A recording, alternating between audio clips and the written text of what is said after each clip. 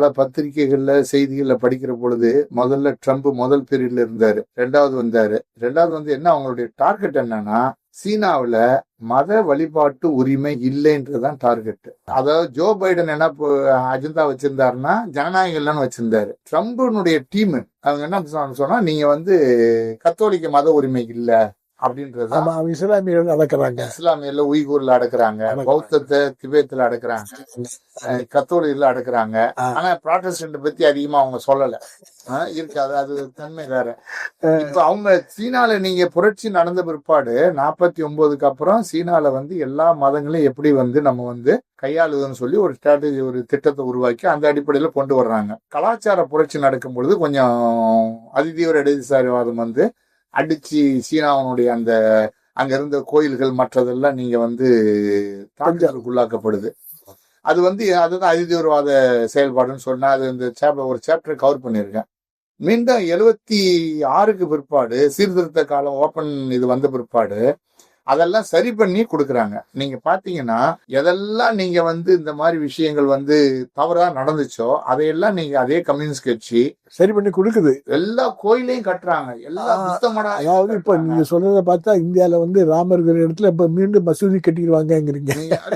பண்ற இதெல்லாம் நீங்க பாருங்களேன். இங்க வந்து என்னன்னு சொன்னா, இவங்க வந்து இப்ப வந்து 3008 இடத்துல இடிக்கணும்னு பிளான் பண்ணியிருக்கான். அங்க ஒரு ஒரு ஒரு ஒரு ஏதோ ஒரு சின்ன ஒரு அட்வென்ச்சர்ஷிப்ல நடந்த ஒரு விஷயத்தை மீண்டும் சரி பண்ணி கொடுத்து மத நம்பிக்கை வழிபாட்டு சுதந்திரத்தை ஒரு சட்டத்தை இயற்றி அதை வந்து அமல்படுத்துறாங்க. அந்த மத நம்பிக்கை வழிபாட்டு சுதந்திரம் இருக்க, அது வந்து நீங்க வந்து அரசியல் சட்டத்தோட 36வது பிரிவுல அங்க இருக்கு. சீனால தேசப்பற்று மதம் தான் பேரு அங்க. ஓஹோ, ரிலீஜியஸ் அந்த போர்டு என்னன்னு சொன்னா தேசப்பற்று மதம் போர்டு தான் அது. கத்தோலிக்க மத ஒரு போர்டு இருக்கு, ப்ராட்டஸ்டன்ட்டுக்கு ஒண்ணு இருக்கு, இஸ்லாமுக்கு ஒண்ணு இருக்கு, பௌத்தத்துக்கு ஒண்ணு இருக்கு, தாவோயிசத்துக்கு ஒண்ணு இருக்கு. இது எல்லாமே என்னன்னு சொன்னா வழிபாட்டு தலங்கள் எல்லாம் ரிஜிஸ்டர் பண்ணிருக்கணும். ரெண்டாவது, இந்த வழிபாட்டு தலங்களுக்குள்ள இருக்கக்கூடிய குடிதண்ணீர், லைட்டு, சாலை வசதி, எல்லா வசதிகளும் அரசு செய்து கொடுக்கும். அடுத்து அங்க ரூடி அந்த பிரிஸ்ட் இருக்காங்களே, பாதிரியார்கள், இவங்களுக்கு எல்லாம் ரொம்ப முக்கியமான விஷயம். இவங்களுக்கு எல்லாம் என்னன்னு சொன்னா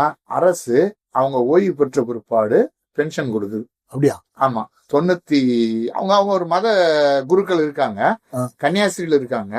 இவங்களுக்கான காப்பீட்டு திட்டத்தை அறிவிச்சு மருத்துவ காப்பீடு இருக்கு, அவங்களும் இதுக்குள்ள வந்துடுறாங்க. எல்லாருமே வந்து அரசனுடைய நலத்திட்டத்துக்குள்ள வந்துடுறாங்க. மூணாவது விஷயம் என்னன்னு சொன்னா, எந்த காரணத்தை முன்னிட்டும் பொது இடங்களில் மத போதனை கூடாது. ரொம்ப கான்ட்ரவர்சியான ஒரு விஷயம் அது. இது இல்ல கூடாது. அதுல என்ன கொண்டு வர்றாங்கன்னா, நாத்திகம் பேசக்கூடியவர்கள், நீ மக்கள் கட்சி கம்யூனிஸ்ட் கட்சி ஆட்களை சொல்ற, நீ மக்களிடம் போய் பிரச்சாரம் பண்ண அறிவியல் கல்வியை கொண்டு போ.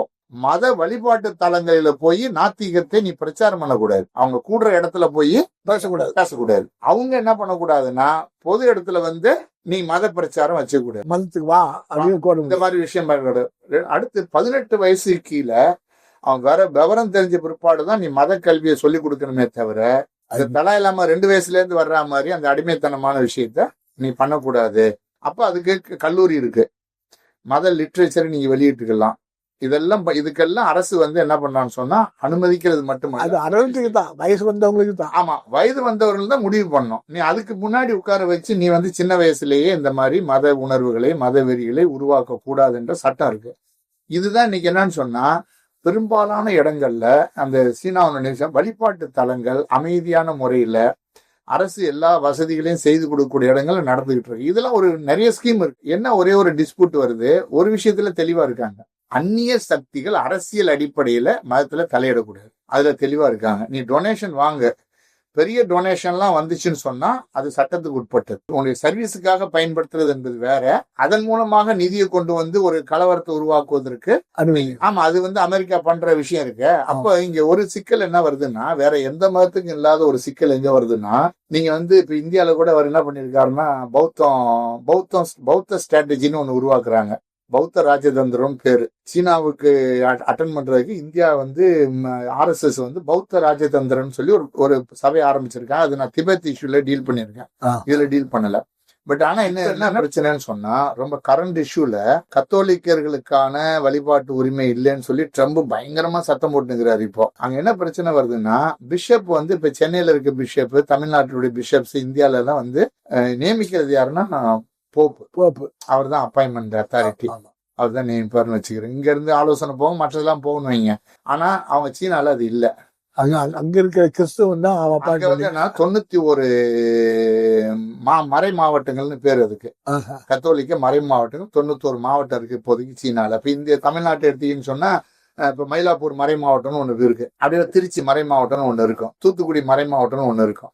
அப்படி என்னன்னு சொன்னா நீங்க வந்து இந்த மறை மாவட்டத்துல பிஷப் எலெக்ட் பண்றது அங்க இருக்கும். நான் சொன்னேன்ல அந்த கிறிஸ்தவர்கள் எலெக்ட் பண்ணுவாங்க. ஆமா, கிறிஸ்தவர்கள் எலெக்ட் பண்ணுவாங்க. கிறிஸ்தவர்கள் எலெக்ட் பண்றதுன்னா அவர் நியமிப்பாரு, அதுக்கு ஒரு பாடி எதுவும் கிடையாது. யாரு பிஷப் அப்படி அந்த பாடி எல்லாம் கிடையாது. இவங்க சீனால என்ன பண்றான்னு சொன்னா அந்த கத்தோலிக்க மத தேசப்பற்று மதம்னு சொல்லி போர்டு இருக்குல்ல, அந்த போர்டு தான் இது வரைக்கும் நியமிச்சிட்டு இருந்தது.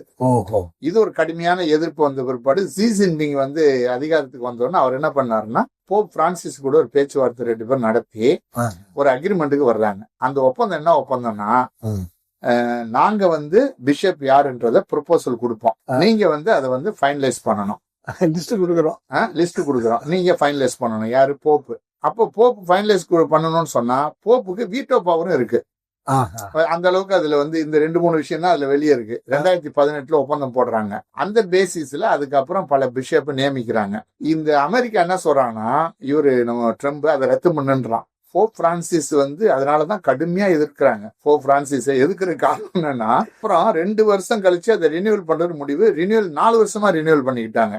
2020 இருந்து 24 வரைக்கும் போட்டாங்க. இப்ப செத்து புது போப்பு வந்திருக்காரு. இவர் என்ன பண்றாரு? 2000 சாவு முன்னாடி ரினியூவல் பண்ணிட்டாரு. யாரு? அவர் பெரிய ஆளு. அதுல ஒரு டிஸ்பியூட் என்ன நடந்ததுன்னா ஷாங்காய் போப் சம்பந்தமான ஒரு பிரச்சனை வந்தது. அவங்க நியமிச்சுட்டாங்க. எல்லாம் உலகம், அதாவது நீங்க பாத்தீங்கன்னா இது வந்து எப்படி மதத்தை வந்து அரசியலுக்கு பயன்படுத்துறாங்கன்னா உலகம் முழுவதும் குதிக்கிற அமெரிக்க பிரஷர் கொடுத்து இந்த ஒப்பந்தத்தை ரத்து பண்ண சொல்லணும்னு சொல்றாங்க. ஆனா அவர் இது வரைக்கும் பண்ணல, அதை பத்தி பேசவே இல்லை. ஒப்பந்தம் கண்டினியூ ஆயிட்டே இருக்கு.